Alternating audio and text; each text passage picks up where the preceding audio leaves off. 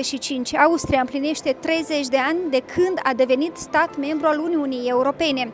Austria se situează pe locul al 5-lea în Uniunea Europeană în ceea ce privește PIB-ul pe cap de locuitor, cu mult peste media Uniunii Europene. În Austria, PIB-ul pe cap de locuitor este de 46.200 de euro, în timp ce în Uniunea Europeană PIB-ul este de 37.600 de euro.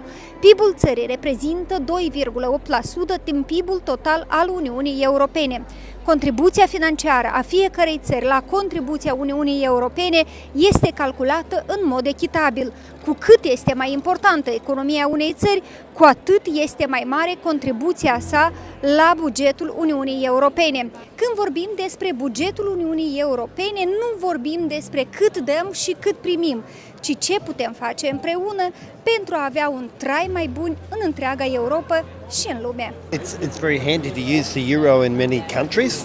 To me, that's handy, but I can't comment on the politics about it. But when we are speaking about EU, we are speaking of freedom or what? Well, it's taken down some of the issues about borders and so forth, hasn't it? So, I mean, in relation to travelling, it means that if we're travelling within any of the countries within the euro, it's much easier, less restrictions. So as a tourist, it's been beneficial. Yeah, first there are no borders, same currency, it's very nice, and to live wherever you want to. That's the freedom mostly. That's the thing about Europe, I would say. I wouldn't give them any advice, it's up to them to do what they want, but I think if you have the same values, then there should be no problem to become part of Europe. Freedom of speech, human rights, maybe. I think EU, Europe zone care about human, as being human. I think these are more crucial points. And also social governments, social devlet in Turkish, states, social states, because as a human being, as a citizens, always you deserve good opportunities because you are paying taxes.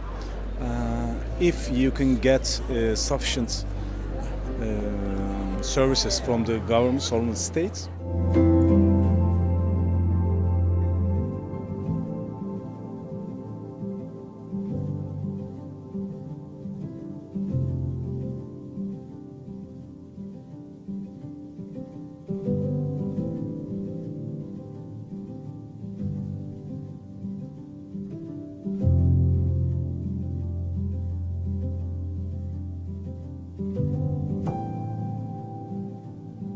Important changes, I think,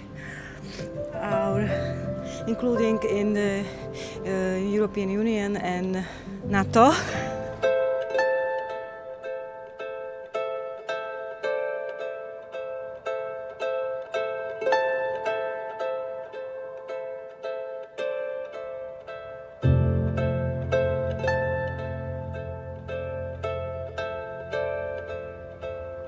Those are very important to us in the United States. Freedom of speech, freedom of religion, freedom not to be persecuted, freedom to bear arms. We value these things very highly. And I think so here, I think it's a little different here because, there's a little bit different in the social structure, what is expected for the government to provide, and then what we expect the government to provide are a little bit different. But I think people everywhere, want to be safe and want to be able to be free and speak their mind and be, have a business and take care of their family and protect their family and worship if they choose.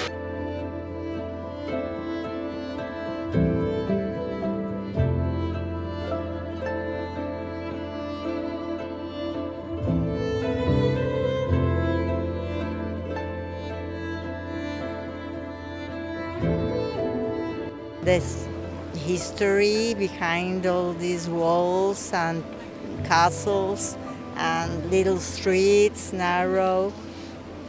The wall around the castle here. The people, we like the people how They are so nice.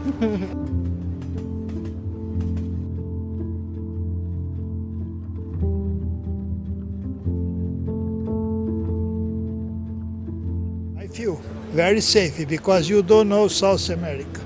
South America is very dangerous. All big cities. Here, in any place, is very safe.